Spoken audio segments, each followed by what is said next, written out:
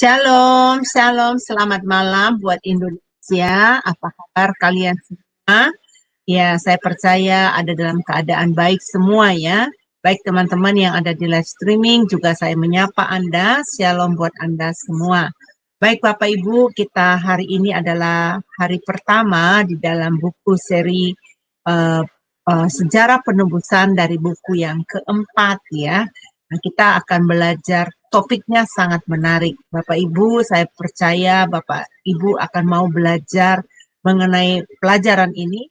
Setahu saya ya, menurut saya, sepemandangan saya selama ini, melalui pengajaran sejarah penebusan kita akan bisa melihat lebih dalam lagi isi Alkitab. Jadi Bapak Ibu tetap stay bersama kami. Kita akan minta Ibu Aling untuk memimpin kita di dalam doa pembukaan. Silakan. Ya, terima kasih Bu Heni. Mari Bapak Ibu sekalian kita berdoa terlebih dahulu sebelum memulai kelas pembelajaran kita. Bapa kami yang di surga, terima kasih dan puji syukur ya Bapa, karena kami masih diberi kesempatan dan juga kesehatan untuk mengikuti kelas terakhir di Sema Adonai pada hari ini. Ya Bapa, biar kiranya selalu ada penyertaan dan pimpinan-Mu dalam kelas pembelajaran kami saat ini. Berkatilah ya Bapak, Ibu Heni yang akan menjadi moderator di dalam kelas kami ini. Mampukan Ibu Heni untuk bisa memimpin kelas ini dari awal hingga akhir dengan baik dan juga dengan lancar. Dan berkati juga para operator yang bekerja di belakang layar yang bertugas pada saat ini ya Tuhan.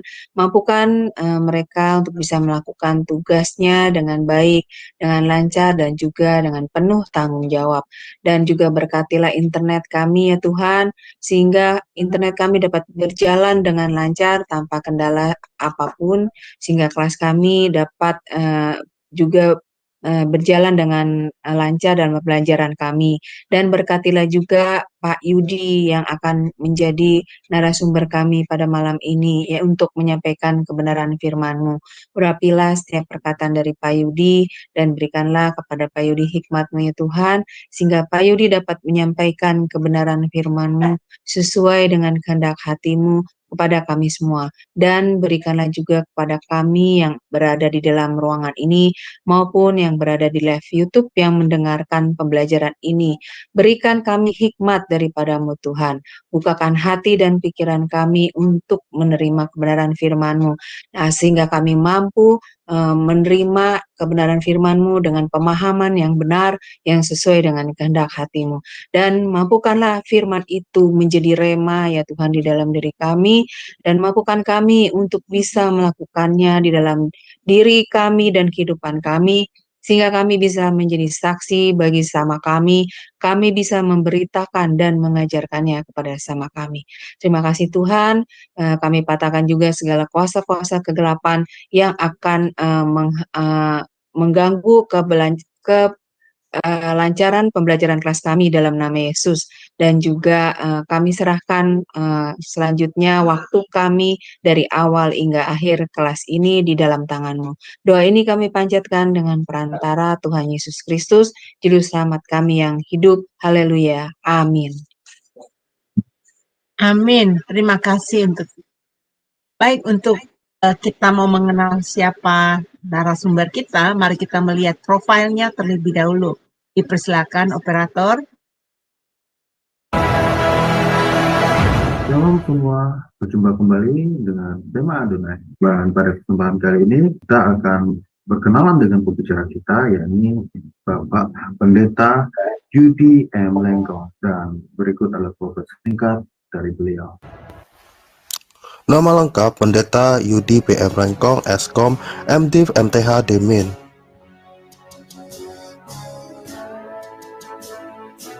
Tanggal lahir Manado, 21 Oktober tahun 1979. Alma Mater, Sarjana Komputer Eskom di Universitas Bina Nusantara Jakarta pada tahun 2003. Master of Divinity MDiv di The Presbyterian General Assembly Theological Seminary, Florida, US pada tahun 2010.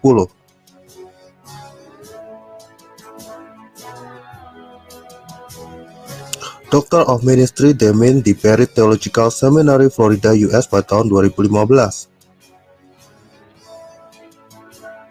Master Teologi MTH di STT Bethesda, Bekasi pada tahun 2021. Pelayanan. Beliau pernah melayani sebagai pendeta di Gereja Presbyterian Bukit Sion Indonesia di Jalan Tragawana 1 nomor 2 Puri Cinere, Depok. Pembicara seminar buku seri Sejarah Penebusan untuk Yayasan Damai Sejahtera Utama, Depok. Dosen di STT Hagiasmos Mission, Jakarta. Dan sekarang beliau melayani sebagai pendeta di Presbyterian Bukit Sion Indonesia di Jalan Ciliwung nomor 5 Purwantoro, Kecamatan Blimbing, Kota Malang, Jawa Timur.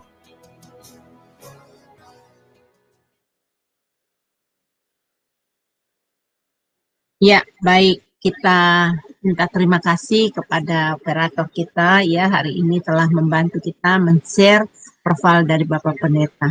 Bapak Ibu, hari ini kita akan belajar topik yang sangat menarik ya. Semenjak saya dulu keliling belajar sana belajar sini dan akhirnya saya menemukan pengajaran ini yang secara sistematis di pengajaran sejarah penebusan, dan pengajaran ini sangat-sangat memberkati banyak orang, termasuk maaf ya, saya bukan ini banyak para pendeta-pendeta yang mengatakan wow ini menyingkapkan satu kebenaran yang luar biasa ya.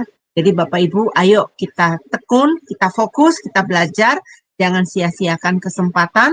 Hari ini adalah pelajaran pertama, raja-raja yang dihapuskan di dalam periode kedua silsilah Yesus Kristus.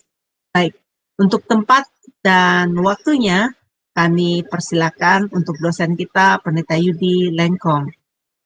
Silakan Pak. Baik, Shalom Bapak Ibu semua. Ya, senang sekali kita ketemu lagi. Saya bersyukur di hadapan Tuhan. Kita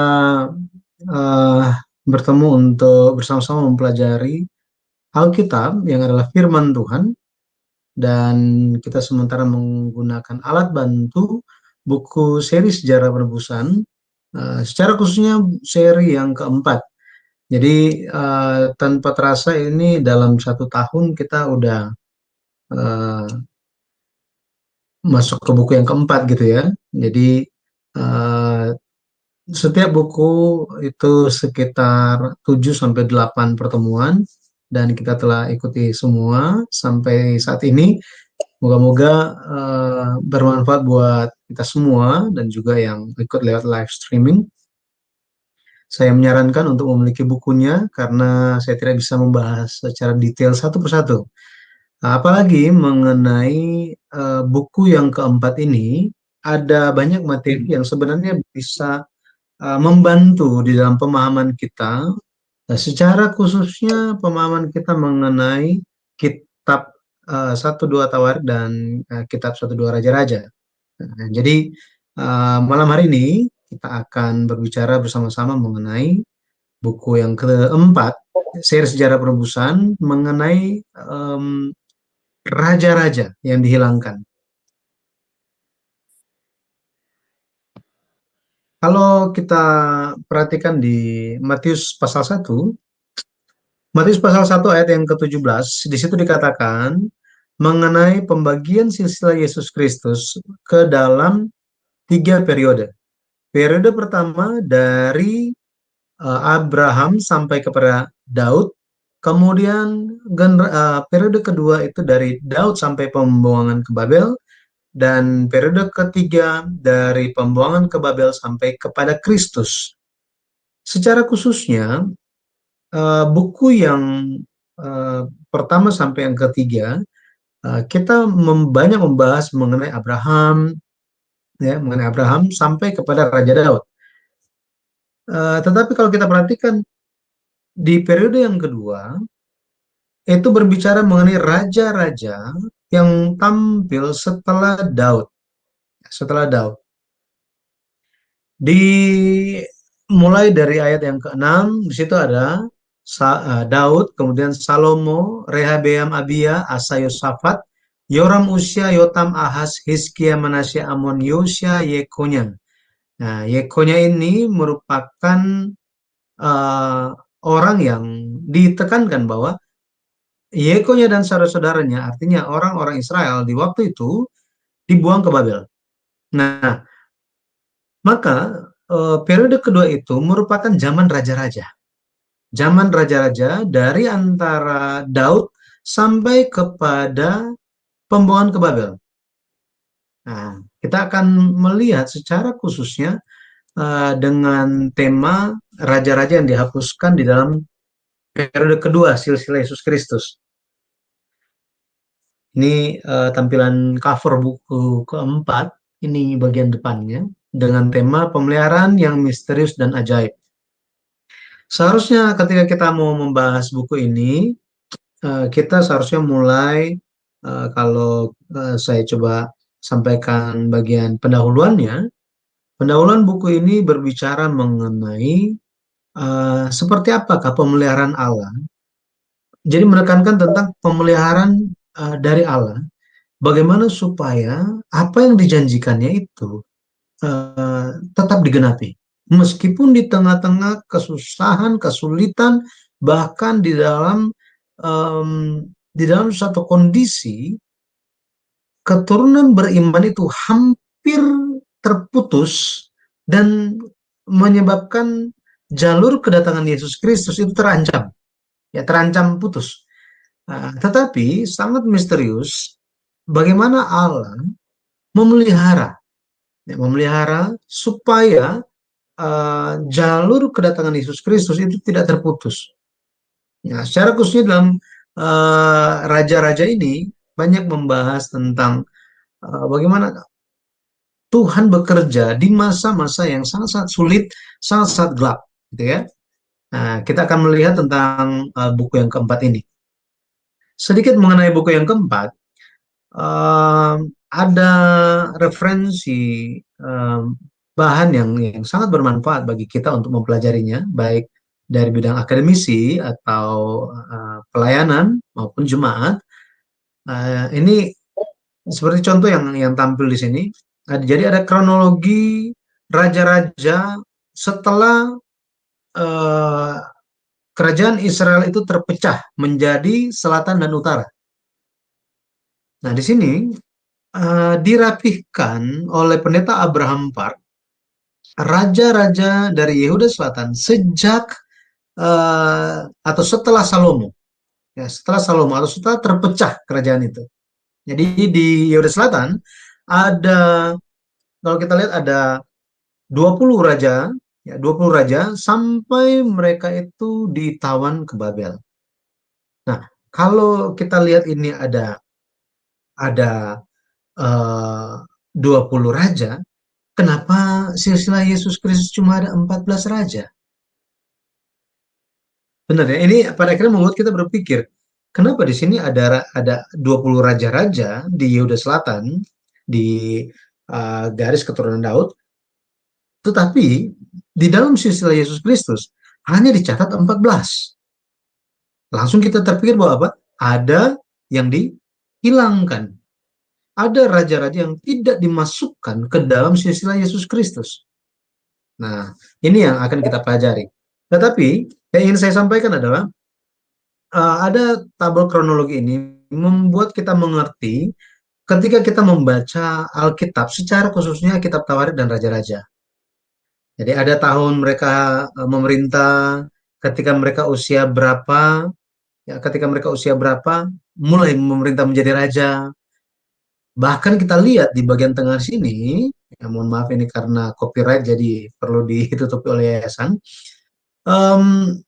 Di sini ada tiga raja, Asaria, Yotam, Ahaz ini hidup semasa dan bisa dikatakan pemerintahannya itu, penghitungannya itu sangat rumit di dalam Alkitab kalau kita baca, membingungkan, tetapi pendeta Abraham Park menyusunnya sedemikian rupa sehingga kita bisa memahami, oh berapa tahun mereka memerintah bersama-sama, di usia berapa sampai berapa, dan bagaimana pengaruh satu dengan yang lainnya, ya, antara kakek dan anak atau cucu dan kakek, ya, seperti ini. Nah, dikasih tahu juga cara membacanya seperti apa. Ya, saya nggak bahas karena kalau membahas ini saja Banyak kita bisa bahas mengenai raja-raja ini, gitu ya. Kemudian mengenai Israel Utara. Jadi kalau Yehuda Selatan itu semua dari garis keturunan Daud, sedangkan Israel Utara itu berganti-ganti. Ini berganti-ganti. Kalau kita lihat di tengah ini, dinasti pertama itu Yerobeam, kemudian anaknya Nadab. Setelah itu, orang yang lain, dari keluarga yang lain yang menjadi raja. Ya, sampai ada sembilan dinasti. Sekarang di Indonesia sementara heboh dinasti-dinasti, gitu ya. Tetapi kita tidak membahas hal itu. Nah, semua dalam kedaulatan Tuhan lah terjadi. Dan kita lihat di sini, dinasti yang ke-9, jadi ada 9 dinasti. Bagaimana pergantian dinasti ini? Yang terjadi adalah dinasti yang kedua membunuh raja yang sebelumnya. Kemudian dinasti ketiga membunuh eh, raja dari dinasti yang sebelumnya. Nah, ini terjadi pembunuhan secara terus-menerus. Jadi berganti-gantian ini mereka. Nah, sangat gelap ya, sangat gelap kerajaan Israel Utara ini karena mereka penuh dengan dosa dan kejahatan. Dan Tuhan ada di mana? Kehendak Tuhan ada di Yehuda Selatan. Karena itu Tuhan sudah berjanji kepada Daud. Nah, sini juga ada. Kita bisa lihat berapa lama mereka, tahun berapa. Ini hitungan Masehi semuanya. Oke. Ya. Jadi yang kita akan bahas sesuai dengan tema raja-raja yang dihilangkan dari silsilah dari periode kedua, silsilah Yesus di Matius pasal 1.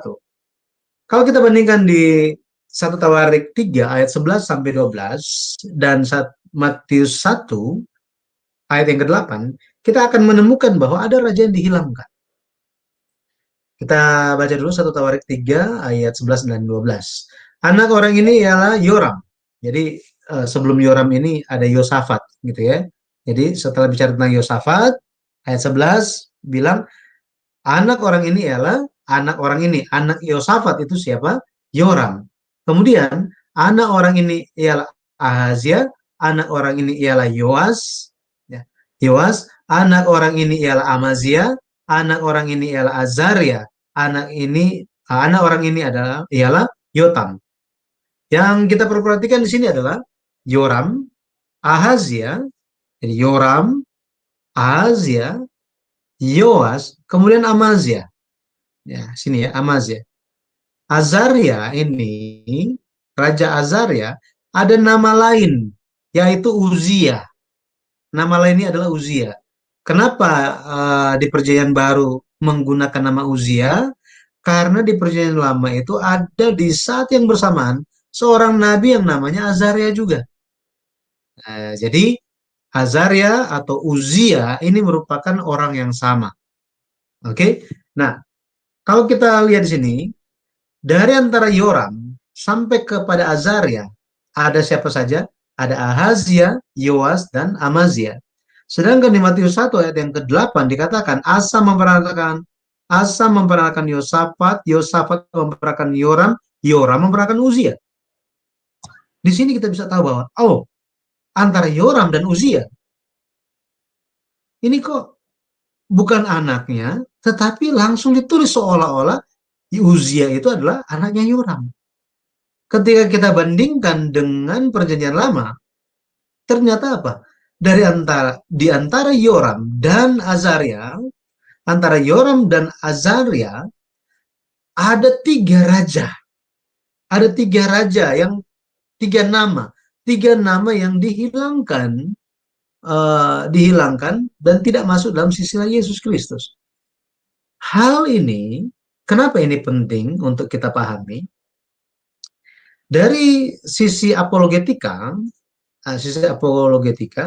Alkitab itu banyak diserang karena hal ini.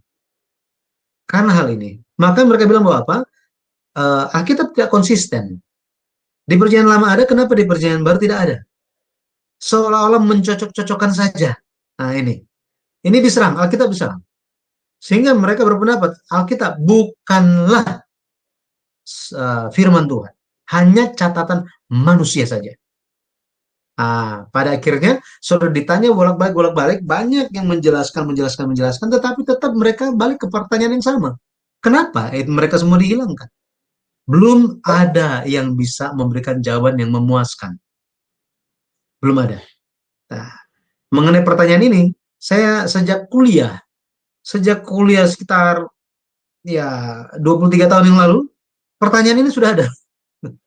Pertanyaan ini sudah ada, gitu ya. Tetapi baru bisa diselesaikan dan terpuaskan jawaban ini setelah buku yang keempat ditulis oleh Pendeta Abraham Pak. Nah, ada alasan kenapa mereka dihilangkan. Tuhan lewat tuntunan Roh Kudus mencatat Alkitab bukannya tanpa tujuan, tetapi Allah telah memiliki maksud, dan rencana. Kita perlu memperhatikan bahwa Allah itu adalah Allah pencipta dan kita tidak berbeda, sangat jauh pikiran Allah dan pikiran manusia seperti langit dan bumi jauhnya. Sangat berbeda.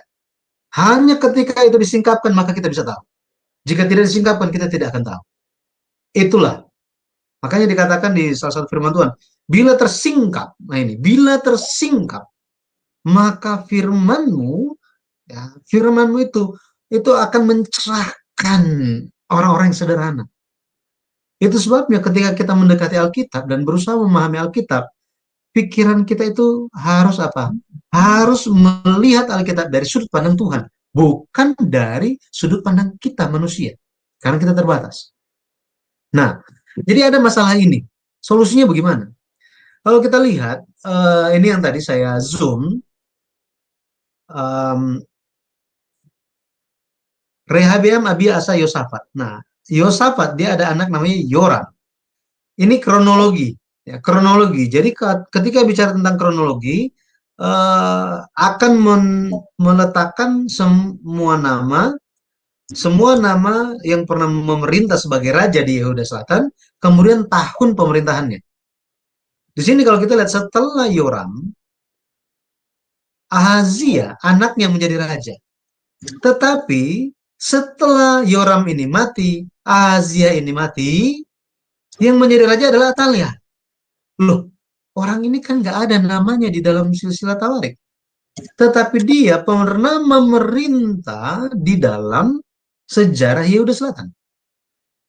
Ini adalah seorang perempuan. Atalia ini. Siapa dia? Nah, kita akan nanti ketemu dengan dia. Dia setelah Atalia ini, Yoas menjadi raja. Setelah Yoas, Amazia menjadi raja. Dan setelah Amazia, Azaria atau Uzia menjadi raja. Ini kronologinya. Maka kalau kita lihat antara Yoram dan Uzia atau Azaria, itu ada siapa saja yang pernah memerintah. Yang pertama adalah Ahazia, Atalia, Yoas, dan Amazia. Ada 4 raja. Jadi ada 4 raja yang dikeluarkan. Yang tidak dipedulikan oleh Tuhan mengenai mereka. Ada yang pikir, ya buat apa mereka mau masuk dalam silsilah, mau enggak mau hubungannya dengan saya apa? Ya itu kan hanya sejarah lama. Coba ganti saja, misalnya subjeknya itu jadi kita, objeknya jadi kita. Masuk tidaknya kita di dalam kitab kehidupan, penting atau tidak? Silakan berpikir sendiri dan menilai. Betul ya? Nah, maka kita akan lihat bahwa apa yang menyebabkan raja-raja ini, 4 raja ini dikeluarkan dari silsilah. Ya, kita tidak usah berbicara mengenai yang perempuan, tetapi semua, kalau kita hitung termasuk yang perempuan, ada 4 raja. Kesamaan mereka apa? Yang pertama ini berhubungan dengan Atalia. Jadi sebenarnya bukan 4 ya, 3 raja ini kesamaannya apa? Ini berhubungan dengan Atalia. Siapa Atalia ini? Atalia ini, coba ya, saya kembali lagi. Jadi Atalia ini adalah istri dari Yoram. Istri dari Yoram. Kemudian Ahazia ini siapa? Ahazia adalah anak dari Yoram dan Atalia. Jadi setelah Yoram, sang suami mati, anaknya menjadi raja. Tetapi setelah anaknya mati, dia, sang ibu dari Ahazia, istri dari Yoram, dia menjadi raja. Dia menjadi raja. Nah, jadi hubungan mereka itu siapa? Ahazia, ini Ahazia, Yoas, Amazia, mereka dicatat di dalam 1 Tawarik pasal 3 sebagai keturunan Yosafat dan Yoram.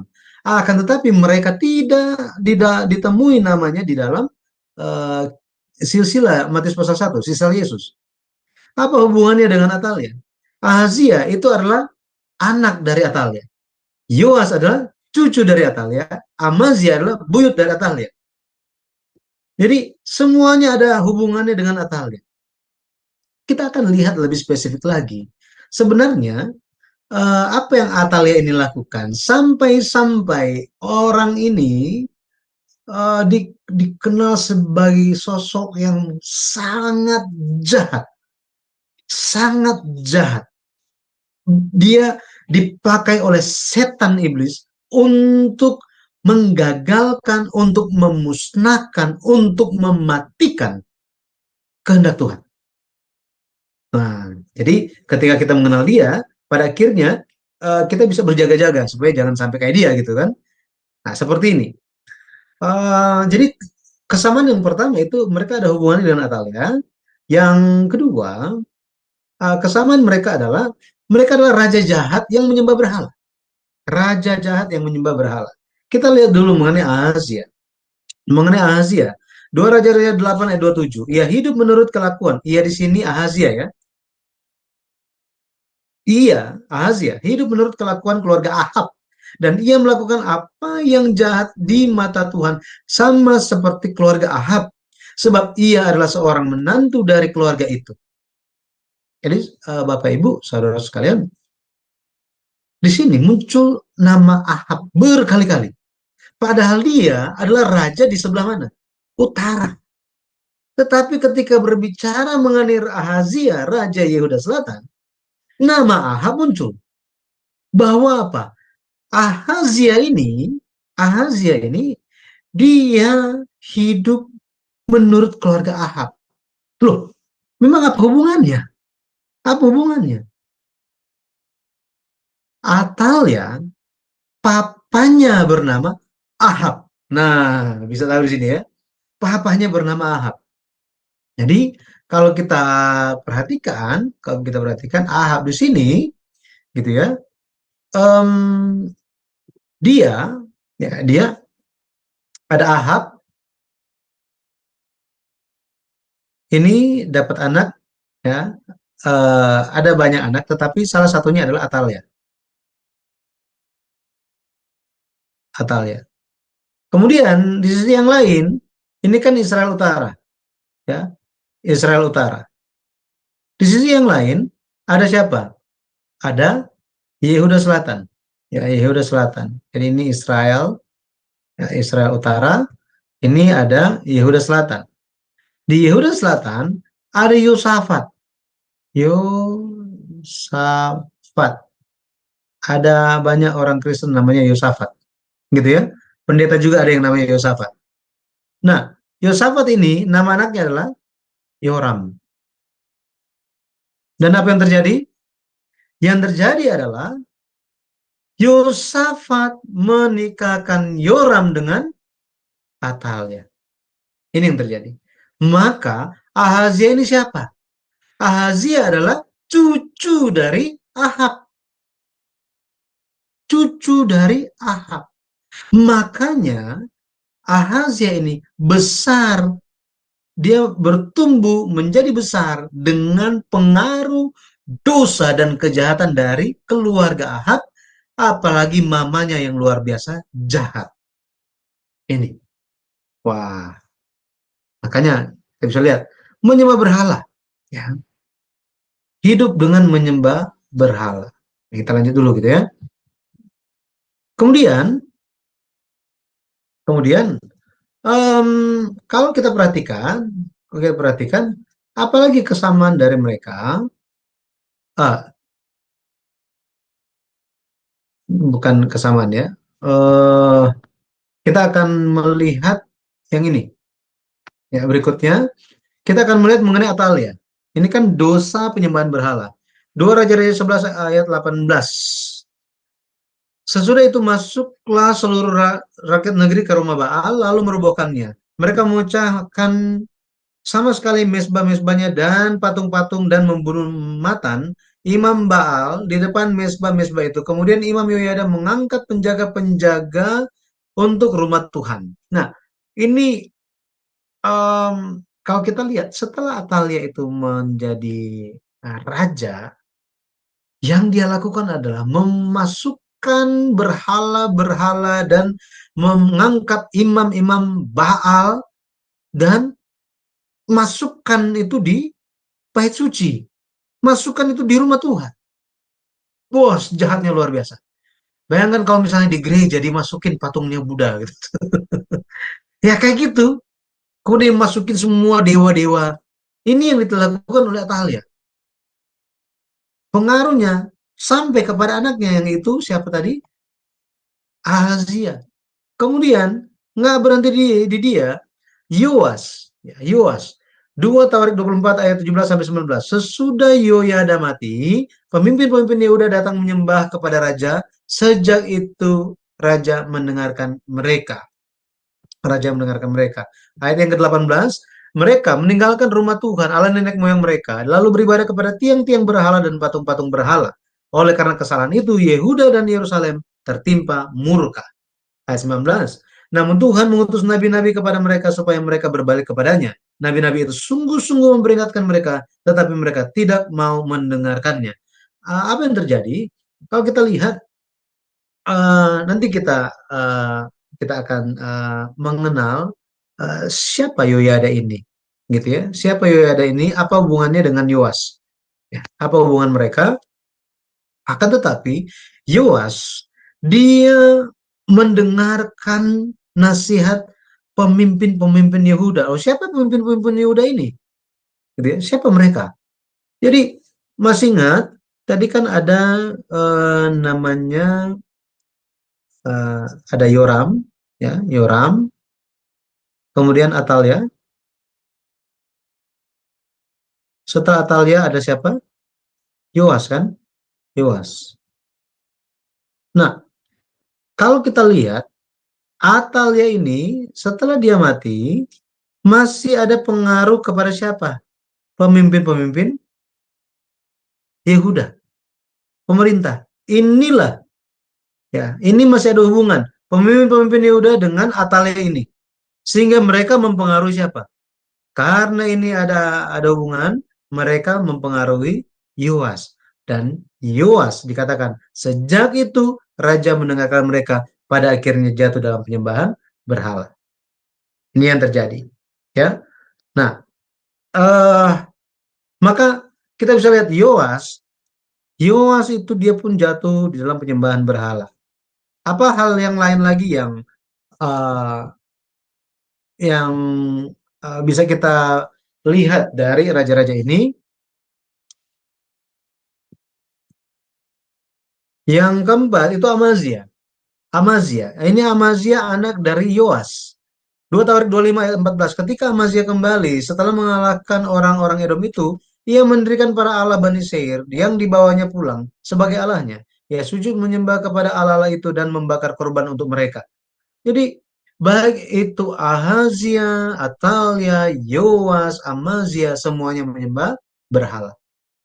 Maka ketika menyembah berhala, pada akhirnya nama orang meskipun dia percaya Tuhan, tetapi jika dia menyembah berhala, pada akhirnya namanya tidak akan ditemukan dalam kitab kehidupan. Tidak akan ditemukan. Nggak akan ditemukan. Pada akhirnya akan dilempar di neraka. Ya, seperti itu.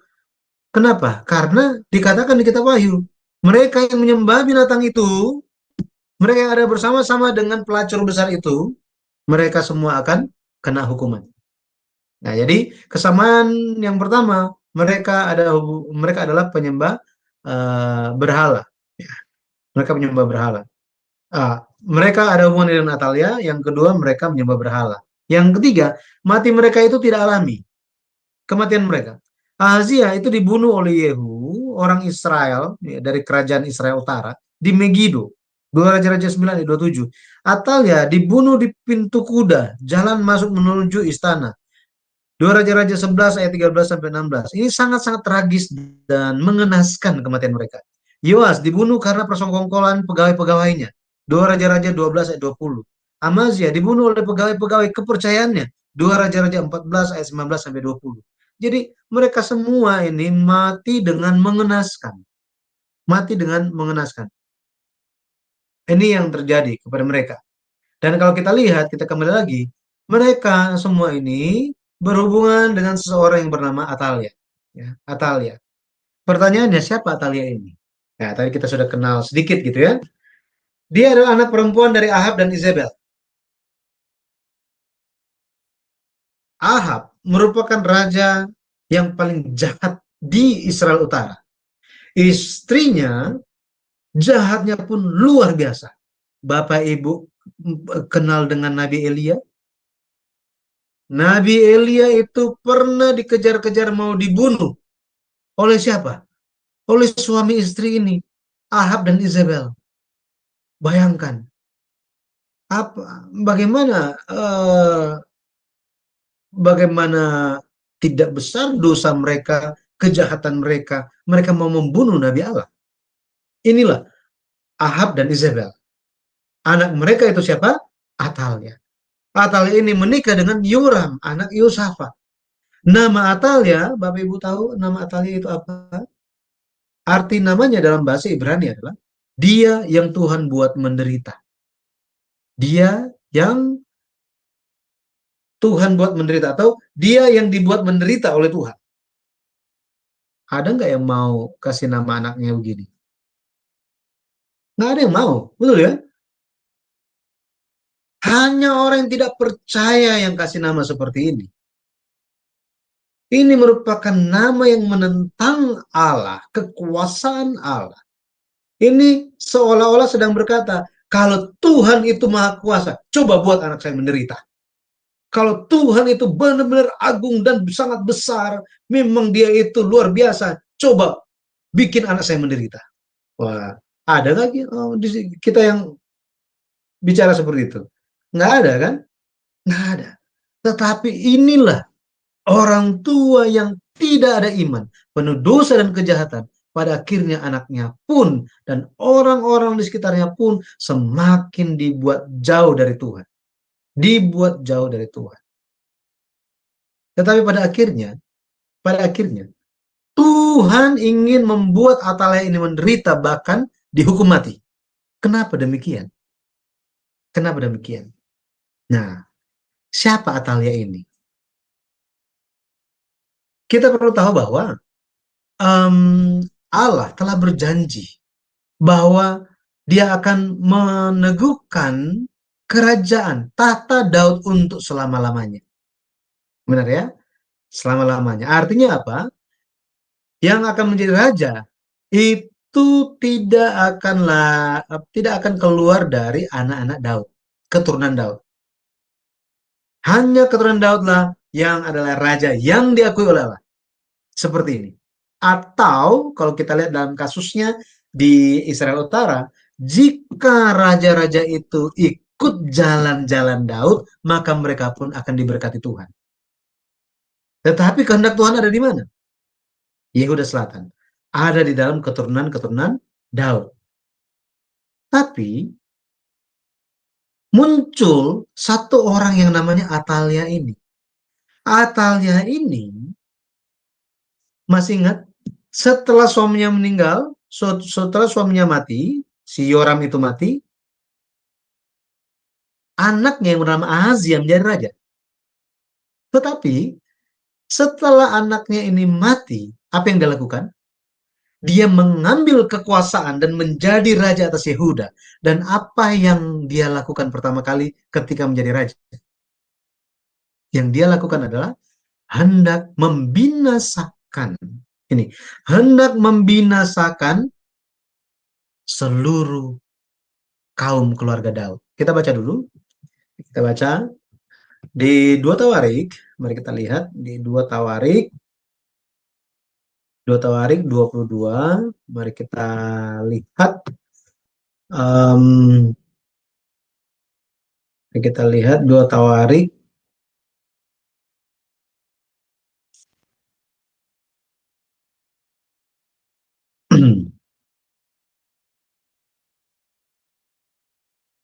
Kita lihat ayat yang ke-10. Ayat yang ke-10 dikatakan apa di situ? Ayat yang ke-10. 2 Tawarik 22 ayat yang ke-10. Ketika Atalia, ibu Ahazia, melihat bahwa anaknya sudah mati, maka bangkitlah ia membinasakan semua keturunan raja dari kaum Yehuda. Wah, bayangkan. Dia membinasakan semua keluarga Daud. Pokoknya yang laki-laki dibunuh semuanya. Mau dia marga apa? Daud, bunuh.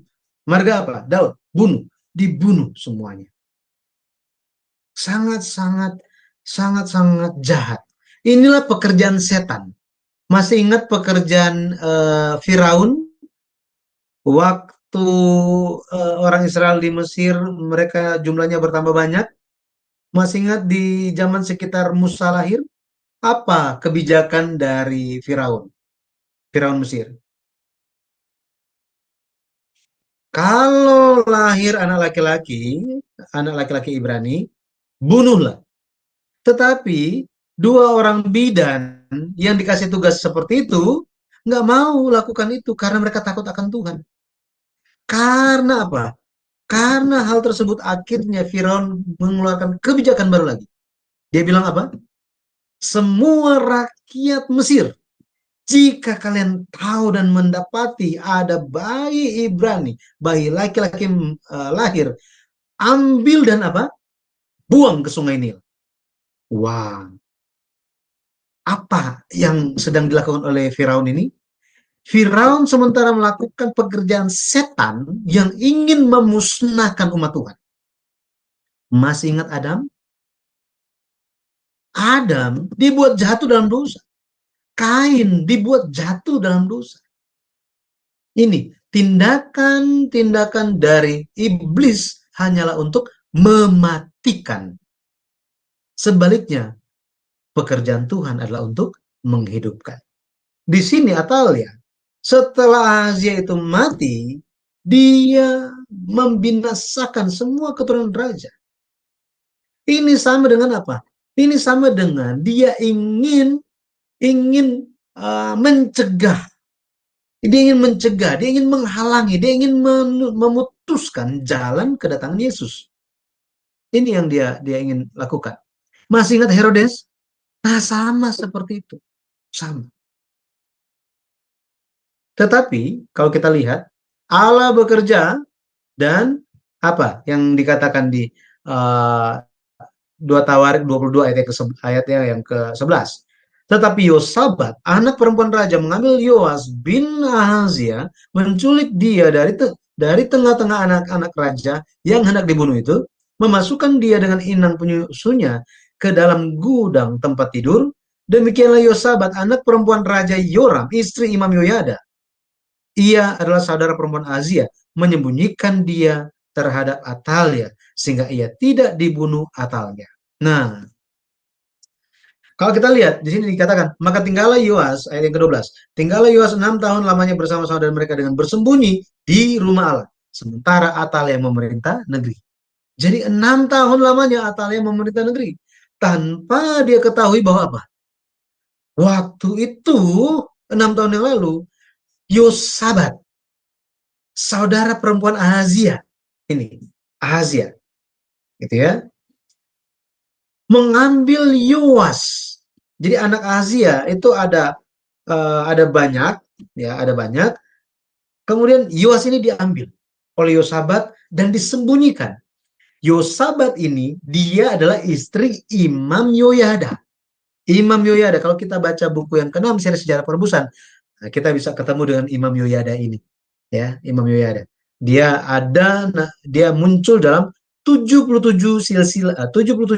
imam yang masuk dalam silsilah imam besar. Nah, maka kita bisa perhatikan bahwa Tuhan melindungi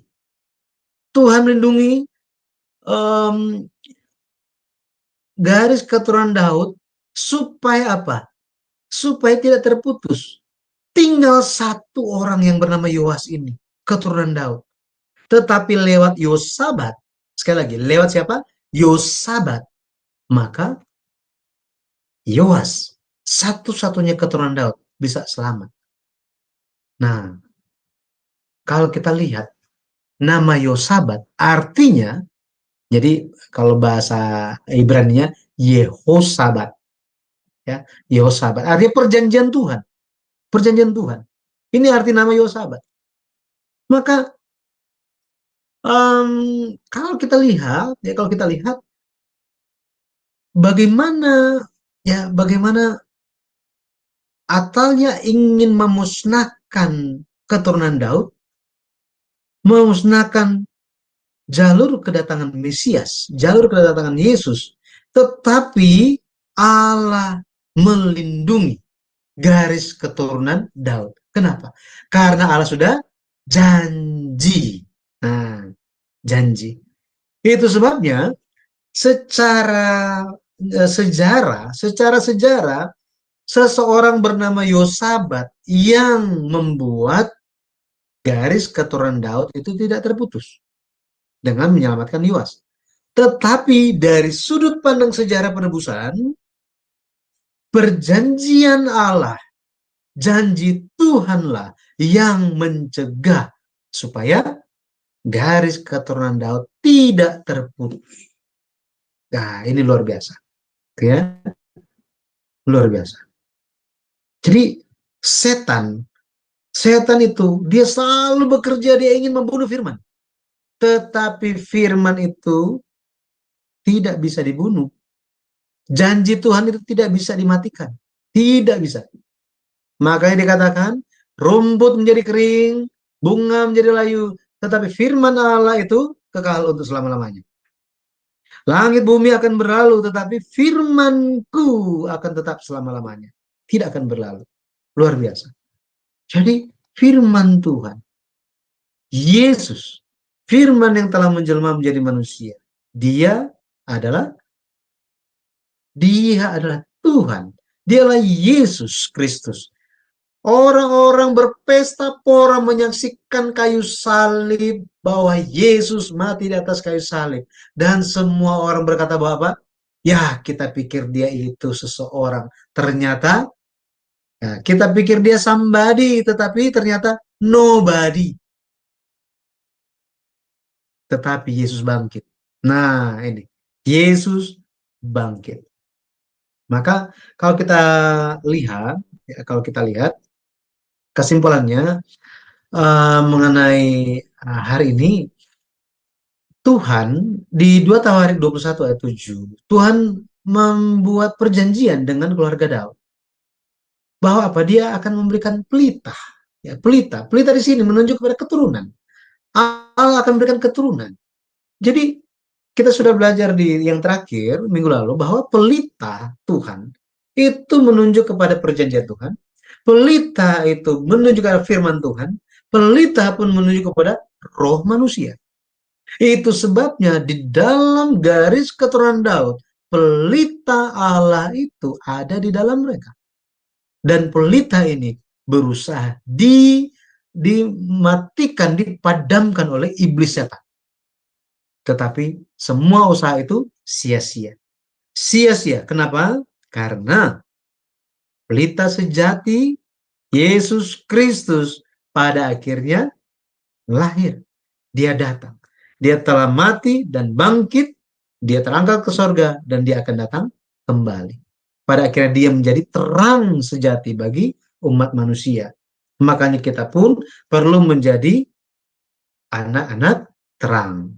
Ya, anak-anak terang. Dan pada akhirnya kita bisa lihat silsilah Yesus Kristus di Matius pasal 1.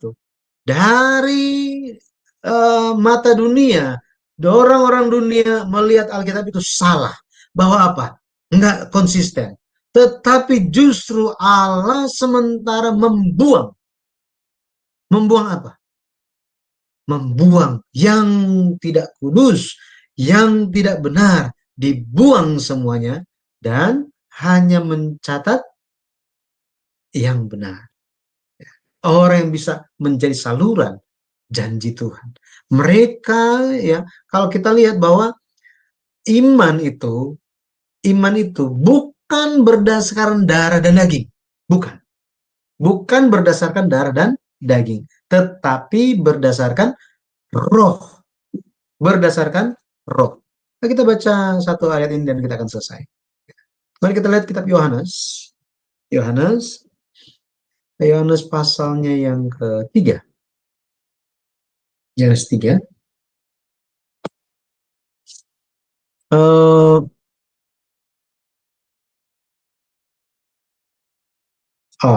Maaf.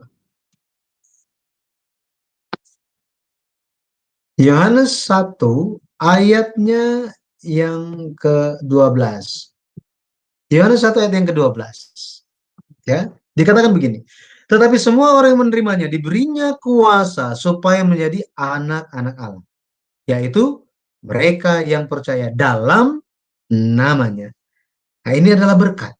Karena kita percaya dalam nama Yesus, maka kita adalah anak-anak Allah.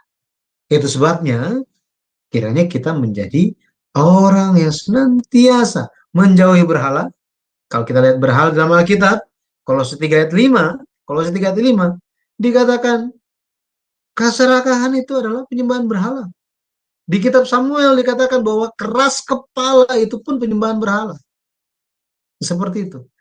Sehingga mari kita menjauhi berhala, menjauhi kita jangan mengikuti jalan-jalan orang fasik. Mazmur pasal 1 ayat 1 sampai 3 di situ dijelaskan dengan sangat-sangat jelas seperti apakah dibandingkan orang yang benar dan orang yang fasik. Kiranya kita senantiasa hidup di dalam jalan Tuhan.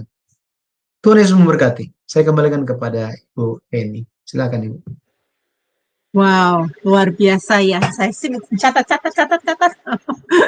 Tapi terlalu cepat juga, mungkin dia harus diulangin lagi nanti ya, supaya bisa dicatat lagi. Itu bagus banget. Baik, hari ini kita sudah belajar mengenai raja-raja ya. Kita nggak menyangka ya, wah Raja Ahab itu sangat jahat sekali ya. Saya nanti ada mau bertanya sama Bapak Pendeta Yudi, tapi nanti kita ini tunggu dulu. Isis Aling akan membacakan acara-acara ke depannya. Dipersilakan. Iya, baik Ibu Heni, terima kasih. Baik Bapak Ibu, saya akan membacakan acara-acara channel Sema Adonai seminggu ke depan dan juga channel-channel yang relay YouTube. Baik, dimulai besok Sabtu 9 Desember 2023 di jam 19.00 waktu Indonesia Barat di Sema Adonai akan kembali ada kelas pembelajaran firman yang temanya kali ini adalah Yesus Raja Damai dan yang menjadi narasumbernya adalah Pak Pendeta Bram Manaha dan moderatornya adalah Bro Agus. Selanjutnya di hari yang sama, di hari Sabtu, di jam 21.00 waktu Indonesia Barat, di Sema Adonai masih ada kelas pembelajaran firman yang terakhir ya Bapak Ibu. Dan kali ini temanya menarik, yaitu mengenai pernikahan mau hancur. Jadi baik Bapak Ibu sekalian, ditunggu kehadirannya di dalam kelas ini ya untuk mengetahui pernikahan mau hancur itu seperti apa gitu ya. Baik, yang menjadi narasumbernya adalah Pak Evangelis Le Satriadi MTH dan moderatornya adalah Ibu Aling, saya sendiri. Kemudian di hari Minggu, nah di hari Minggu ini Bapak Ibu sekalian, kita, di Sema Adonai akan ada ibadah online pengucapan syukur atas 1 tahunnya usia dari channel Sema Adonai.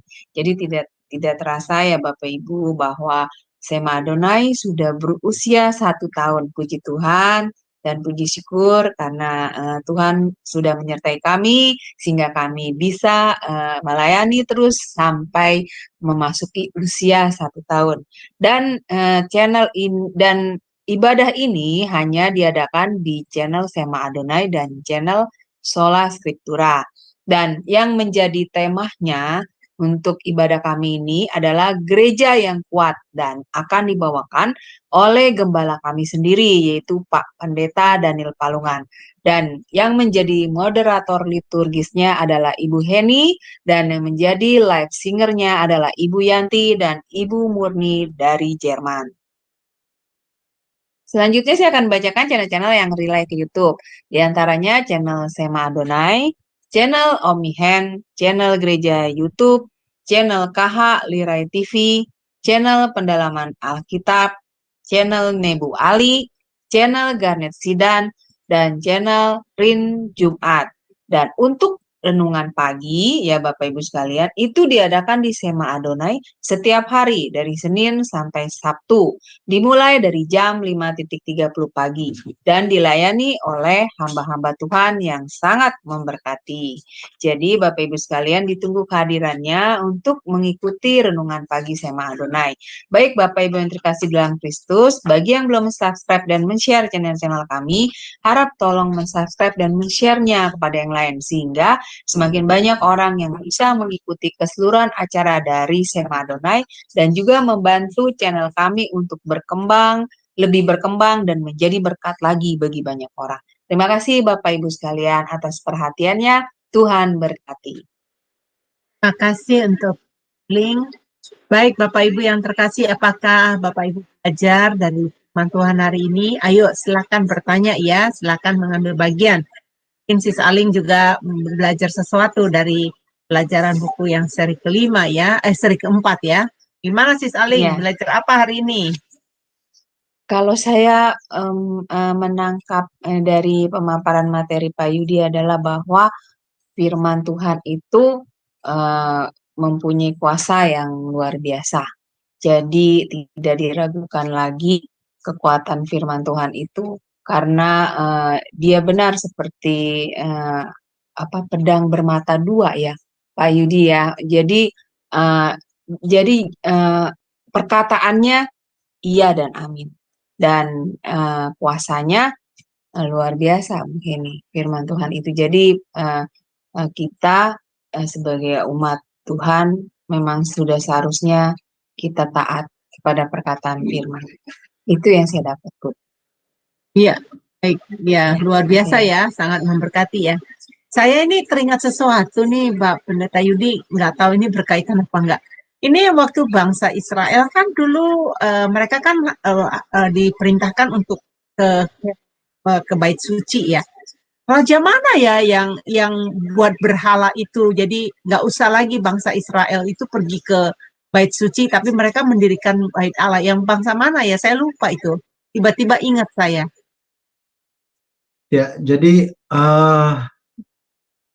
itu kalau kita lihat itu nama rajanya adalah Raja Yerobeam. Raja Yerobeam.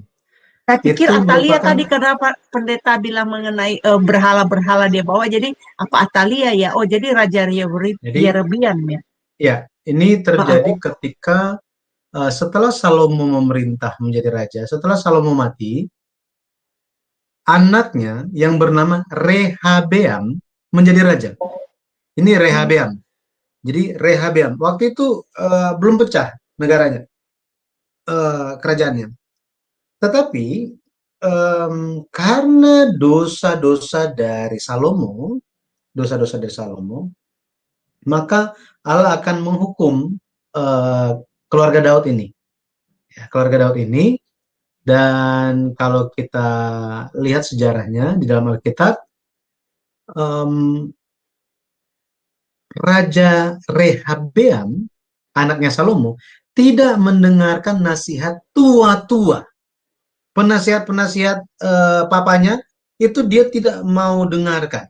Dia lebih mendengarkan nasihat dari orang-orang muda yang sebaya dengan dia. Tentang hal apa?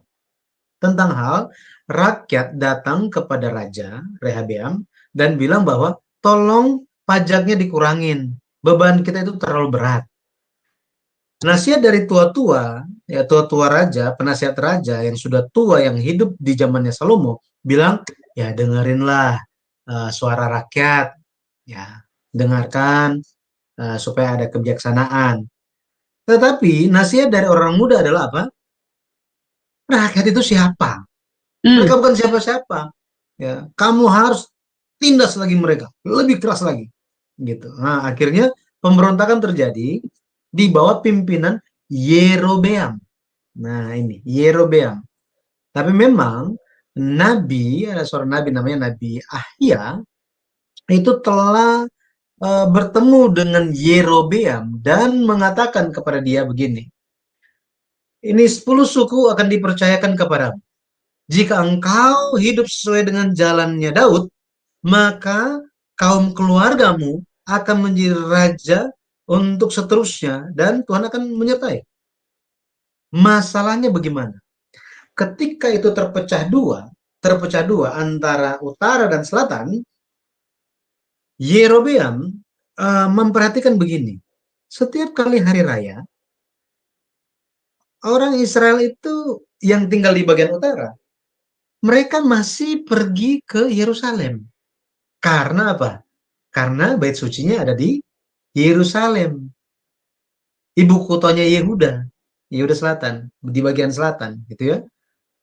Dia khawatir imam-imamnya mulai nyebrang, nggak balik-balik, kemudian rakyatnya juga itu selalu pergi ke sana. Karena kekhawatiran mengenai hal itu, makanya dia mendirikan lembu emas. Lembu emas ditaruh di dua tempat, ya, di dua tempat, di ujung utara dan di bagian perbatasan dengan Yehuda Selatan.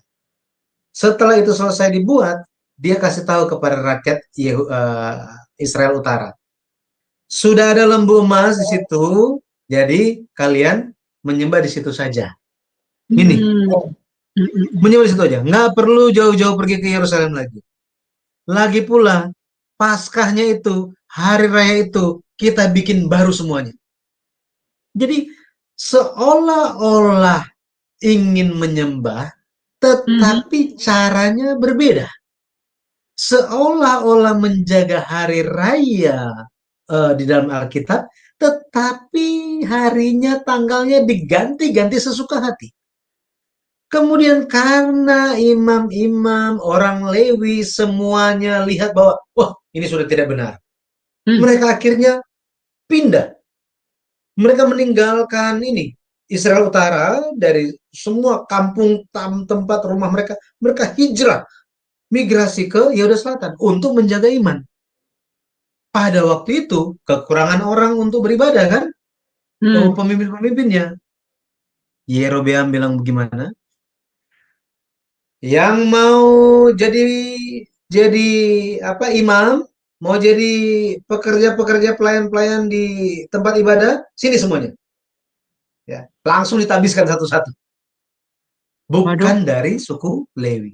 Jadi dia beribadah.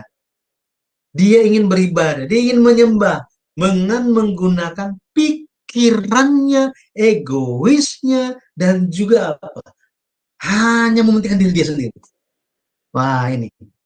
Makanya kalau zaman sekarang gitu ya, saya juga ketemu dengan orang-orang yang ingin beribadah itu dengan ibadah yang mereka suka. Iya. Nah, ini yang mereka suka. Tetapi itu masih bisa diterima. It's okay. Hati setiap orang berbeda-beda kan, masing-masing bagaimana dengan Tuhan. Tetapi yang uniknya ada yang seperti ini. Yang gereja sana, saya suka yang bagian misalnya ada 5 hal tentang gereja itu, saya suka cuma bagian yang ini saja, yang bagian ini saja, satu bagian. Yang lainnya saya nggak cocok dengan hati saya. Saya lihat gereja sana, oh dari 5 hal saya suka yang itu saja, yang lain saya nggak suka. Oh yang sana, jadi dia teliti begitu banyak gereja dan dia bikin gereja sendiri sesuai dengan pikiran dia, bukan Tuhan. Wah, jahat kan? Jahat itu. Saya bilang itu jahat. Kenapa? Karena ingin membentuk ibadah bukan sesuai kehendak Tuhan, tetapi sesuai dengan hatinya mau apa. Pikirannya, manusiawinya. Jadi penyembahan secara egosentris, bukan teosentris. Nah ini. Jadi penyembahan itu hanya kepada Tuhan, seharusnya terfokus pada Tuhan. Tetapi apa? Penyembahannya terfokus kepada yang penting saya nyaman. Nah itu. Apa bedanya dengan zaman Yerobeam? Ya, seperti itu apa adanya. Ya. Ya, saya kembali lagi. Itu di zaman Yerobeam itu. Sebelum. Wow. Ya. Jadi mereka memutarbalikkan ya, jadi mengarahkan supaya demi kepentingan pribadinya si Raja Yerobeam Ya, saat ini ya. Baik, ini betul. ada Sis Aling. Silakan Sis Aling. Iya, terima kasih Bu Heni. Ya, shalom Pak Yudi. Pak, kalau seperti yang tadi Pak Yudi katakan begitu, artinya pengaplikasiannya di zaman sekarang ini adalah orang-orang yang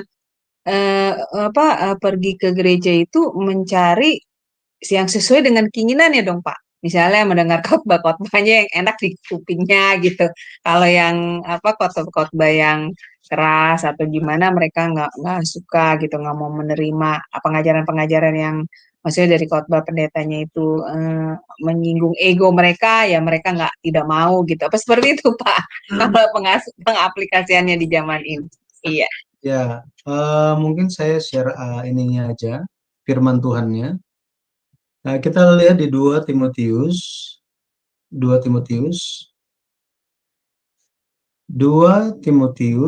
pasalnya yang keempat, kita lihat ayatnya yang ketiga. Dikatakan begini, di bagian ayat yang kedua, dikatakan begini. Jadi nasihat Paulus kepada Timotius. Beritakanlah firman, siap sedialah baik atau tidak baik waktunya. Nyatakanlah apa yang salah, tegurlah dan nasihatilah dengan segala kesabaran dan pengajaran. Ayat 3 bilang apa? Karena akan datang waktunya orang tidak dapat lagi menerima ajaran sehat, tetapi mereka akan mengumpulkan guru-guru menurut kehendaknya untuk memuaskan keinginan telinganya. Terus dikatakan apa ayat yang keempat? Mereka akan memalingkan telinganya dari kebenaran dan membukanya bagi dongeng. Jadi mereka hanya ingin apa yang mereka ingin dengar. Mereka ingin dengar apa yang mereka ingin dengar. Jadi ketika mereka datang, mereka duduk beribadah, mereka mendengar apa yang tidak ingin mereka dengar. Oh, ini nggak cocok, langsung keluar. Atau mukanya, atau konsentrasinya itu udah pergi ke tempat yang lain. Ini terjadi. Firman Tuhan sudah bicara mengenai hal itu. Itu sebabnya kita harus berjaga-jaga dan mengingatkan, mendoakan satu sama lainnya. Jangan sampai ini memalingkan telinga dari kebenaran. Ingat, domba-dombaku, Yesus bilang di Yohanes pasal 10, domba-dombaku mengenal suaraku. Firman Yesus adalah kebenaran. Yohanes 17:17. Jika memalingkan dari kebenaran, memalingkan telinga dari firman, memalingkan telinga dari suara Yesus Sang Gembala, arah ibadahnya, arah hidupnya mau pergi kemana dia? Sedangkan Yesus satu-satunya jalan, kebenaran, dan hidup. Nah, seperti ini. Ya, sangat bahaya. Apalagi zaman sekarang. Ya. Betul, Pak.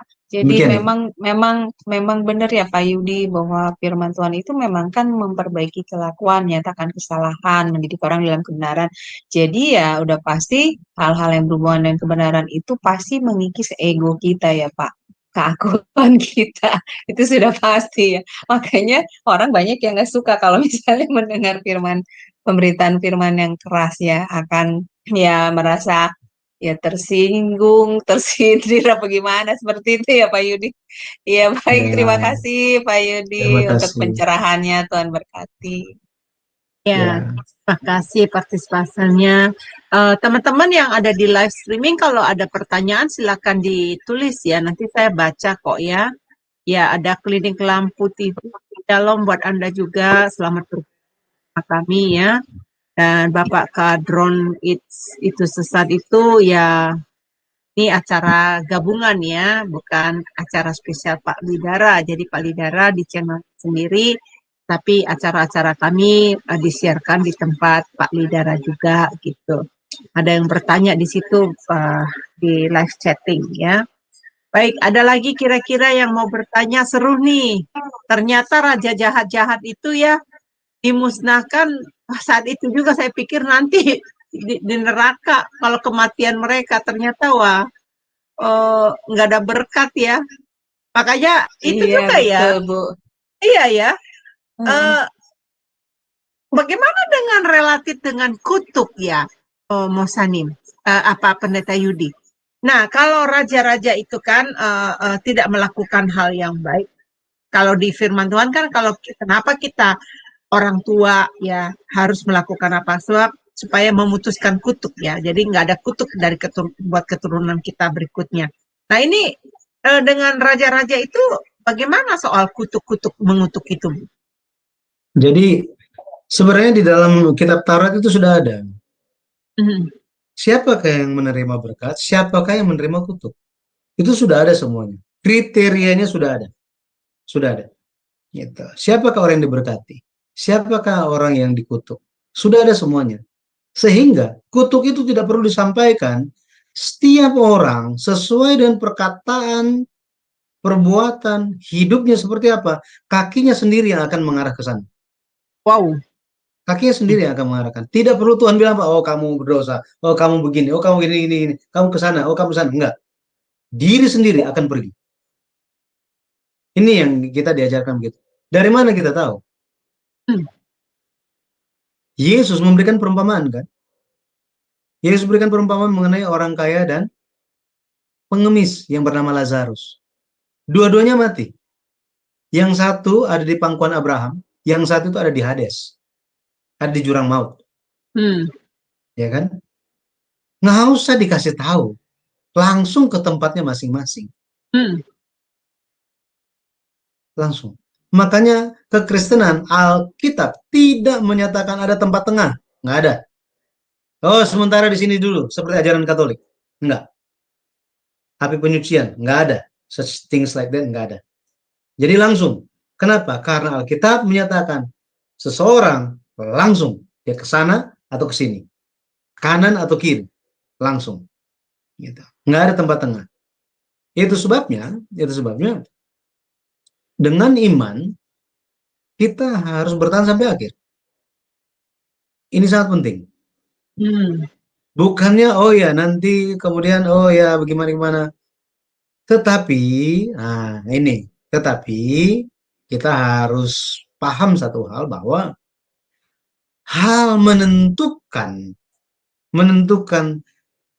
seseorang ke kanan atau ke kiri itu bukan manusia. Gitu ya. Maksudnya begini, bukannya kita oh dia seperti itu, wah terkutuklah, oh dia berkatilah, bukan kayak gini, sistemnya nggak kayak gini, gitu ya. Tetapi orang itu dia sendiri akan tahu dan Tuhan tahu itu. Tidak perlu orang kasih tahu, oh dia kayaknya pergi kemana, oh dia kayaknya pergi kemana, nggak seperti itu. Maksudnya manusia tidak bisa menghakimi, tidak bisa mengatakan bahwa oh dia ini akan ke neraka, dia ini akan ke surga, bukan ya? Yang menentukan ya, itu Tuhan. Nah seperti itu, Tuhan. Makanya sampai malaikat Gabriel, malaikat Mikael, dia pun ya dia kan sangat keras dia mengadik si iblis itu kan dalam hal kalau kita lihat di Yudas pasal 1 merebut mayatnya Musa kan gitu. Nah, dia nggak mau bicara apa-apa tapi Tuhan yang akan memberikan hukuman. Jadi semua itu dari Tuhan. Tuhan yang memutuskan. Bagi kita seperti apa? Mungkin ada juga yang pernah baca Rasul Paulus itu kerasnya minta ampun. Sampai-sampai orang demikian jahatnya orang-orang itu sampai Rasul Paulus dengan berani bicara apa nasib orang itu. Nah, ya kan? Ini orang yang sangat menakutkan, Rasul Paulus itu. Kenapa? Karena Tuhan beserta dengan dia dan dia bisa langsung nyatakan seperti apa. Wah, itu hebat. Nggak semua dapat yang seperti beginian. Nggak semua. Gitu ya. Tetapi kepada orang di mana Allah berkenan menyatakan kehendaknya. Tapi tujuan Rasul Paulus pun bukan untuk apa? Oke, tiada tempat lagi, tidak ada kesempatan lagi, pintu ditutup bagi kamu. Enggak. Rasul Paulus menegur supaya apa? Pintu bisa dibukakan bagi mereka. Supaya mereka hatinya itu dinasihati, ditegur, dan mereka bisa berbalik. Tujuannya begini. Bukan karena emosi manusia, bukan. Manusiawi, bukan. Kalau kita gitu kan, orang itu, oh jahat minta ampun gitu kan. Tuhan, Engkau tahu apa yang telah dia lakukan Tuhan. Jangan biarkan dia selamat Tuhan. Manusiawi, gitu ya. Nah, kita harus mengisi kasih hati Yesus di dalam kita sampai-sampai bisa mendoakan bahkan kepada musuh kita. Nah, seperti itu. Wow. Tapi ada yang bilang begini, mengasihi musuh itu lebih mudah daripada mengasihi saudara sendiri. Oh iya, saudara sendiri malah dianggap musuh. Ya, sulit. Kenapa? Orang yang lain itu musuh. Wah, itu memang begini. Oh ya, udah selesai. Loh, ini saudara sendiri kok bisa berbuat seperti ini kepada saya? Wah, tiada maaf bagimu. Saya dengar ada Oh, yang seperti itu. ya banyak komentar orangnya, ya benar. Ya. Jadi apa raja yang tadi saya lihat ya, Raja Ahab itu punya anak, saya jadi kok bisa jadi lupa ya, saya lihat dulu. Yoram punya anak Ahazia, kemudian ibunya setelah Ahazia meninggal, akhirnya ibunya menjadi raja, tapi menjadi raja yang jahat juga ya. Mestinya kalau ibunya naik takhta ya harus yang baik lah rajanya ya. Tapi kok jadi jahat. Semua barang berhala dimasukin ke bait suci. Itu luar biasa, itu nistahnya di hadapan Tuhan ya, perbuatannya itu ya, Bapak Pendeta ya. Ini ada teman-teman yang mau tanya lagi. Bagaimana Lydia? Lydia teman saya ya, dia juga lagi kerja, saya nggak tahu dia bisa buka mute nggak. Dia pencinta belajar sejarah penebusan. Nggak tahu kalau Lydia, dia juga mendengarkan. Lydia Dengar bagaimana? saya, Ya, bagaimana tapi saya kamu lagi belajar kerja. apa? Iya nggak apa-apa. Apa yang Iya, kamu pelajari hari ini, Lid? saya pelajari tentang itulah yang raja yang dihilangkan itu. Wah, ternyata memang karena dulu pernah saya juga tanya kenapa ya raja itu kan harusnya dari keturunan dari Matius tadi, dan ternyata hari ini saya bisa belajar. Wah, this is good pelajaran yang saya dapat. Maksudnya at least saya tahu ternyata karena Atalia itu yang karena di ayat di mana Atalia itu kan anaknya Ahab ya, tadi seperti dikatakan tadi Ahab sama Ya. Isabel. Boleh tahu nggak Pak di mana ayatnya supaya saya bisa tambah belajar lagi anaknya dari Ahab sama Isabel itu Atalia ada di ayat berapa ya, di amin ya firman Tuhan Iya, ya. Lydia nggak pernah, nggak sudah beli tuh bukunya. Ada 1 Bu sampai baca 7. buku. Ada sampai 7. Tapi kan sometimes baca udah sampai 7 bacanya. Tapi Oh ya? long time. Oh ya, saya juga suka lupa ya. Nggak Makanya ayat refresh. kemarin saya bikin renungan, saya juga lupa itu ayat di mana itu. Saya bilang hendaknya engkau tertanam berakar di dalam dia. Aku ingat, aku tahu itu ayat, tapi nggak tahu saya alamatnya di mana. Iya, saya Ya, ingat ini ada silakan. ayat-ayatnya, tapi nggak Iya. tahu ada tertulis, tapi ayatnya lupa di mana. Ya nanti dicari nih sama Bapak Pendeta Yudi. Ngomong-ngomong Bapak Pendeta Yudi sama kamu satu kampung, Jo. Hah? Oh iya, Satu Lengkong ya. kampung. Iya, Kampung apa dulu? Languan ya? Kak. Coba. Bukan. Ada kampung Enggak. kecil Ibu di dekat-dekat Tondano. Oh, Tondano. Desa kecil. Tondano. Saya di Languan Pak, ada Lengkong juga, tapi nggak tahu kalau keluarga atau enggak. Ya. Tapi gue tuh ada yang dari pendeta-pendeta hamba Tuhan di Manado yang belajar tentang silsilahnya sejarah penebusan, karena ini benar-benar wow, waktu saya belajar ini kapan ya Yan ya? 2000 berapa itu lama ya? 5 tahun yang lalu, Lid. 5 tahun ya, lebih Nah, kali ya. iya lebih ya belajar sejak saya Sampai di buka situ kelas. terbuka, waduh.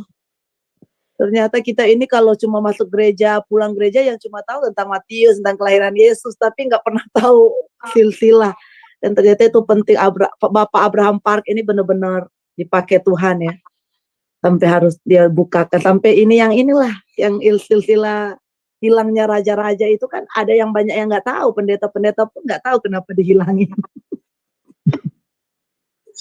Iya, pecinta belajar ini si Lydia. Ya, silakan Pak Yudi menjawab pertanyaannya Lydia tadi. Ayatnya di mana? Ya, jadi itu nanti bisa baca di Dua Raja-Raja, Oke. eh, pasal 11 itu ada ceritanya di situ. Dua Oh, Raja-Raja pasal 11 ada. Kemudian bicara mengenai Ahab, ya, Ahab itu seperti apa? Itu bisa lihat di eh, Tawarik ya, di Tawarik di 2 Tawarik 22. 2 Tawarik 22. Jadi kalau baca di situ nanti bisa ketahuan gitu bahwa oh ini silsilah dari keluarga ini ternyata seperti itu. Bahwa Ahab ini kemudian Izebel. Izebel ini papanya itu adalah apa ya? mm, Raja namanya Etbaal. Ini pun anak dari penyembahan berhala gitu. Jadi anak penyembah berhala dan penyembah berhala akhirnya jadi satu. Bisa bayangkan anaknya jadi seperti apa. Dan ini bukan hanya menyembah berhala seperti yang kita tahu zaman sekarang. Di zaman dulu benar-benar itu diisi dengan dosa dan kejahatan. Seperti ini. Karena penyembahan berhala metode zaman dulu itu benar-benar mengorbankan sampai anak sendiri pun dikorbankan. Dipotong-potong kemudian dibakar. Ada yang dibakar hidup-hidup juga ada. Seperti itu. Dan ada tindakan-tindakan zina ya, sebelum memberikan korban persembahan, sehingga hal ini menjadi suatu tradisi dosa.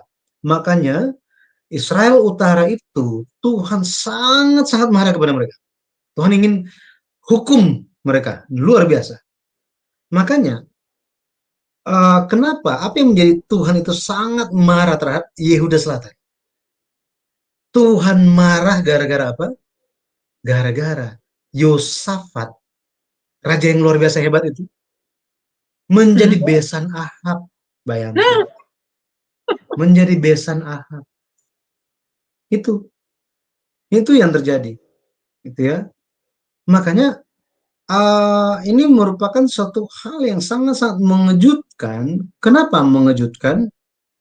Karena di dalam keturunan Daud itu ada 3, di zaman raja-raja itu ada 3 raja yang terkenal luar biasa. Hebat imannya. Cuma 3 ini lebih unggul daripada yang lain. Yang pertama, Yosafat. Yang kedua, Hizkia. Yang ketiga, siapa? Yosia. Tapi mereka ini pun memiliki kelemahannya, kekurangan, yang pada akhirnya membuat mereka jatuh. Yosafat, apa kejatuhan? Apa yang menyebabkan kejatuhan dari keturunan Daud? Dari kerajaan Yehuda Selatan.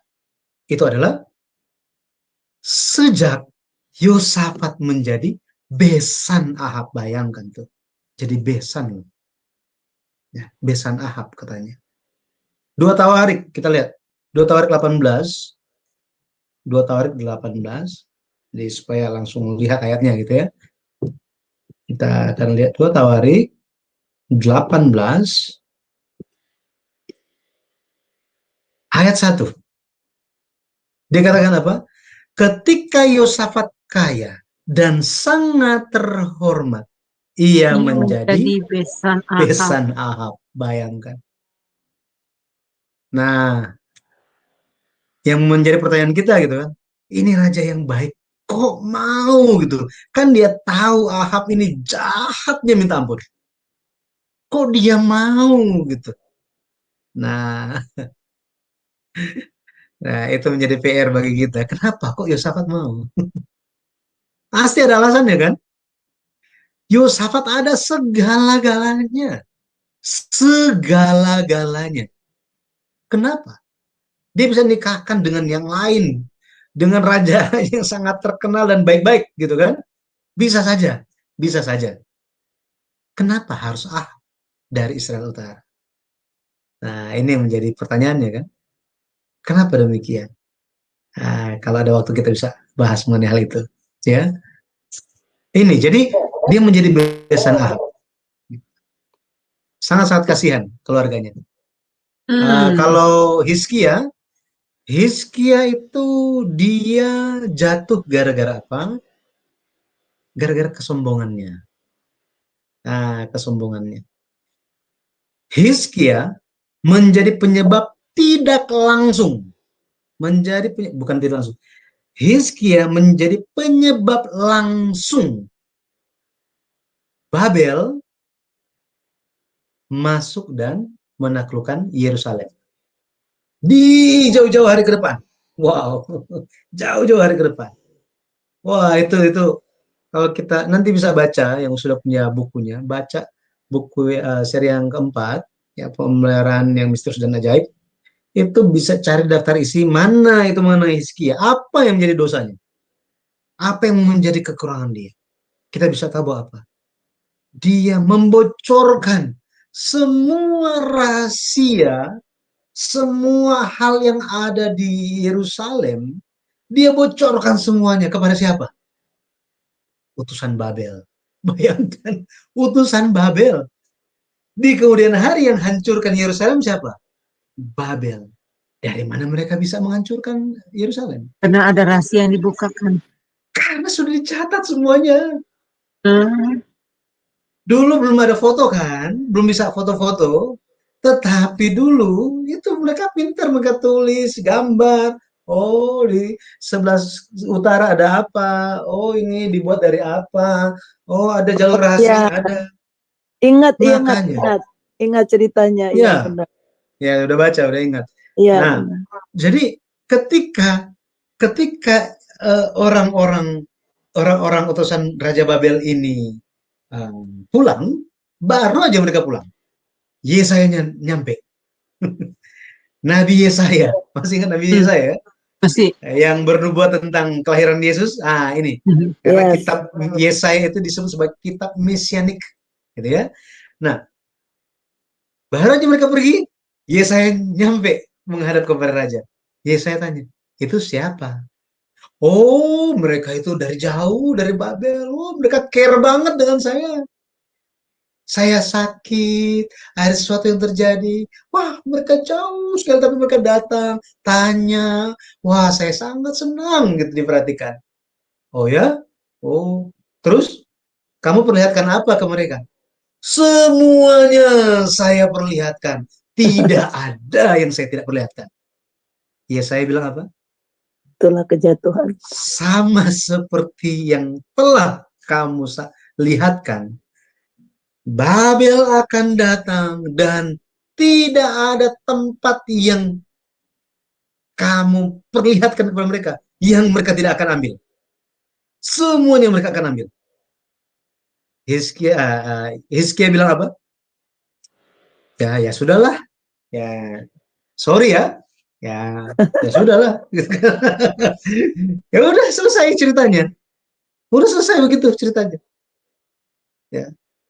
Tanpa dia sadari, Tuhan melihat ke mana? Berapa puluh tahun lagi itu akan terjadi. Tetapi Hizkia tidak menyadari. Gara-gara apa?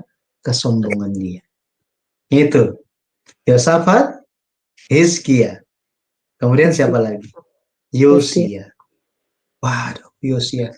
Ini raja yang luar biasa.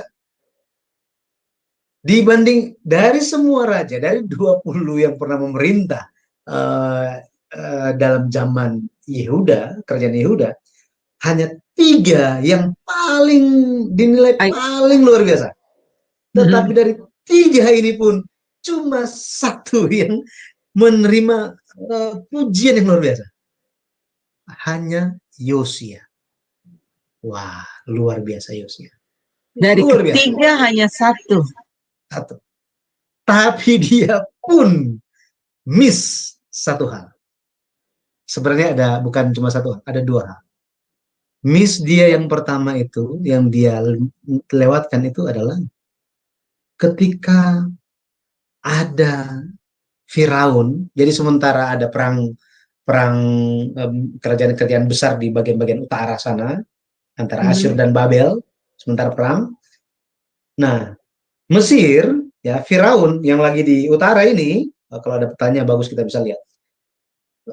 Dia pro Asyur, dia satu dengan Asyur. Jadi dia nggak suka kepada Babel itu. Jadi dia maju. Untuk maju pergi ke atas ini, ke utara, perlu lewati tanah Yehuda. Di zamannya Yosia, ya di zaman Raja Yosia, Israel Utara itu sudah hancur, udah rata dengan tanah, udah nggak ada orang di sana. Gitu. Adanya bukan orang Israel lagi, bukan orang Yahudi lagi, tetapi orang-orang kafir di sana. Nah, ketika mau lewat Firaun Neko itu, Yosia dia hadang. Jadi dia lagi naik, dihadang sama Yosia. Si Firaun Neko bilang begini, Yosia, saya tidak ada urusan dengan kamu. Saya maju karena diperintahkan oleh Allah. Si Yosia bilang begini, hah? Mana mungkin Allah bekerja lewat bangsa kafir, memberikan firman kepada bangsa kafir. Allah adalah Allah bangsa Israel. Nah, di sini Yosia, dia tetap menghadang Firaun Neko, tetapi dia percaya nggak percaya terhadap perkataan dari Firaun. Maka apa yang dilakukan? Dia nyamar. Dia menyamar. Bayangkan, dia menyamar. Artinya apa? Satu sisi dia nggak percaya tentang perkataan Firaun itu, tetapi di sisi yang lain dia agak nanti mungkin saja benar. Jadi percaya nggak percaya dia. Akhirnya dia maju dengan menyamar. Apa yang terjadi? Dia mati dalam perang. Mati dalam perang. Itu kesalahan dia yang pertama. Makanya di dalam buku itu, Pendeta Abraham Park mencatatnya begini. Jika jemaat kudus itu, orang yang percaya Yesus itu, mendapatkan nasihat, bahkan nasihat dari anak kecil pun, perhatikanlah. Nah ini, perhatikanlah nasihat itu. Jadi jangan pandang siapa dia, nggak mau dengar gitu kan. Tapi harus apa? Perhatikan dan doakan. Yosia tidak tanya. Nggak tanya kepada Tuhan. Dia maju aja, mati. Kesalahan yang pertama. Kesalahan yang kedua. Dari antara anak-anaknya, nggak ada satupun yang percaya Tuhan. Tidak satupun percaya Tuhan. Wow. Ini tantangan keluarga-keluarga zaman sekarang kan. Apalagi di luar Indonesia ya. Di Amerika, di Eropa. Itu tantangan luar biasa berat. Bagaimana pandangan-pandangan tentang Tuhan, tentang Kristen, tentang Yesus, itu sementara diserang dengan berbagai paham kasih. Nah ini, kasih. Humanis. Ini. Yang penting kan aman, yang penting harmonis, yang penting damai. Mereka tidak pernah menyadari bahwa apa? Untuk damai itu bisa terwujud, Yesus harus mati. Dan bilang apa? Damai, damai, damai, damai. Nggak ada. Damai manusia berbeda dengan damai Tuhan. Damai dari Tuhan itu ada pengorbanan. Darah Yesus Kristus, anak satu-satunya dicurahkan. Baru ada damai. Manusia pikirnya apa? Yang penting jangan ganggu saya, aman. Saya nggak ganggu kamu, kamu nggak ganggu saya, aman. Damai. Apakah itu damai dari Tuhan? Enggak. Enggak ada damai seperti itu. Makanya ya kita perlu berdoa banyak mengenai hal itu. Ya, seperti itu Ibu. Iya, Bu Lydia. Gimana, Lid? Ya. Makasih Pak, ya thank you so much. Yes. Nanti Lydia bisa baca di buku keempat di Ya, halaman 225 sampai halaman 247 ya. oke. Ada 22 halaman yang membahas pelajaran. Kayaknya Jadi saya mesti Bapak baca lagi semuanya supaya iya lebih fresh betul. lagi. Iya, nah Lydia nih, mumpung kita belum selesai nih, apa yang membuat kamu tertarik belajar sejarah penubusan? Nggak pernah hentinya. Begitu sama sejarah penubusan nggak pernah padam. Apa Karena nih, Lid? apa ya? Setiap kali saya baca dengar walaupun udah baca bukunya, dengar ini, ada aja yang baru saya dapat, yang nggak pernah saya dapat di gereja lokal ya. Maksudnya kan di gereja lokal tuh ngobrolnya, firman Tuhan itu tentang ya yang kalau berbuat jahat Tuhan marah, ya gitu-gitulah ya. Yang moral, yang kita udah ngerti, kita udah tahu. Tapi ini bikin saya setiap hari jadi gimana ya, kalau makan itu kayaknya pengen makan terus nggak pernah puas gitu. Maksudnya pengen cari tahu gitu, Oh, ya ada lagi ya, ternyata ada lagi. Dan banyak teman-teman yang tanya ke saya, how do you know? Kok kamu tahu sih? Iya, saya tahu karena saya belajar. Dan ternyata semakin saya belajar, semakin saya ternyata tahu bahwa saya nggak banyak tahu gitu, Iya, This mantap. is really benar-benar exciting untuk belajar, Dulu waktu saya ingat beberapa tahun yang lalu, oh ini, aduh saya baru tahu ini, saya baru tahu jawabannya ini. Aduh, jadi dia terbuka ya. Waktu kita Bible Iya. study di rumah saya dulu, saya suka buat Bible study di rumah saya ya. Jadi dia datang gitu, waduh excited banget. Jadi kalau udah diajarin, wah saya baru tahu ini rahasianya. Tak ada arti rohaninya, ada arti jasmaninya ya. Luar biasa. Terus maju ya, Lid ya. Thank you, Han. Yes. Ya, minggu depan sekalian pengumuman kita masih ada lanjutan pelajarannya mengenai tema apa namanya Kerajaan Salomo dibangun 6 tahun 6 bulan ya. Jadi kita belajar. Kemudian nanti di minggu depannya lagi tanggal 22 ya kita libur karena semua sibuk ya, para pendeta pasti sibuk di gereja lokal. Jadi Pak Pendeta Yudi tanggal 22 yang hari Jumat dia akan libur. Ada permintaan khusus buat saya, tapi nanti saya bicarakan di belakang layar setelah selesai acara ini. Saya mau sama beliau ya, kalau dia ada waktu dan nanti saya pertanyakan ya. Baik, Bapak Ibu, pelajaran kita sampai saat ini sampai selesai sampai sini. Ingat minggu depan kita masuk ke pelajaran kedua, pelajaran pertemuan yang kedua dari buku seri yang. Nah, kita akan belajar mengenai bagaimana kerajaan Salomo itu dibangun selama 6 tahun 6 bulan. Apa sebenarnya yang kita dapat pelajari di dalam sana ya. Nah baik, kita minta Bapak Pendeta Yudi untuk memberikan last statement-nya, last pengajarannya, apa yang kita pelajari hari ini. Dan kita ditutup dengan doa dan berkat. Silakan.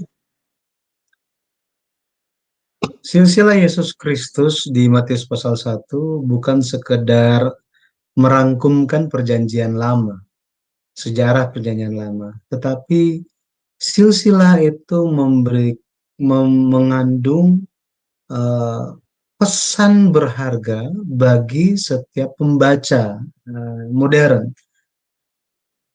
Salah satu pesan yang diberikan adalah untuk nama orang yang percaya dicantumkan dalam silsilah Yesus, dicantumkan dalam kitab kehidupan, itu bukan sekedar karena orang tuanya percaya, maka anaknya pun otomatis masuk ke dalam kitab kehidupan.